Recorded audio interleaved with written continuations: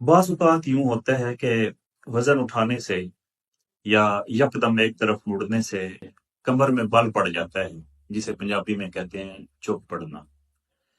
آج میں اس کا بہترین نسخہ آپ کی خدمت میں عرض کر رہا ہوں، لیکن چوک پڑنے سے میاں محمد بخش صاحب کا ایک شعر یاد آیا۔ آپ فرماتے ہیں کہ گئی جوانی آیا بڑھاپا، جاگ پیاں سب پیڑاں، ہن کس کم محمد بخشا سونف جوین ہریڑاں۔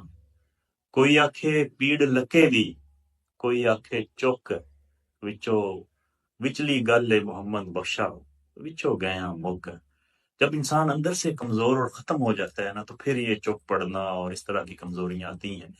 بہرکیف اس کا بہترین علاج یہ ہے کہ آپ نے 3 چیزیں لینی ہیں۔ نمبر 1 کمر کس، نمبر 2 ہلدی، نمبر 3 پھٹکڑی۔ پھٹکڑی کو آپ نے گھر توے پر بریاں کر لینا ہے۔ یہ برابر وزن لے کر سکوپ بنا لیں اور ان کے 1000 mg کے کیپسول بھر لیں۔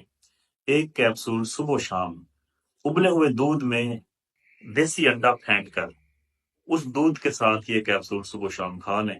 انشاءاللہ تعالیٰ یہ چوک پڑنا اور اس طرح کی دیگر جو تکالیف ہیں اس سے آپ کو نجات مل جائے گی۔ اگر چند دن اسے مسلسل استعمال کریں تو آئندہ بھی انشاءاللہ تعالیٰ کبھی یہ گردن میں بل نہیں پڑے گا اور چوک نہیں پڑے گی۔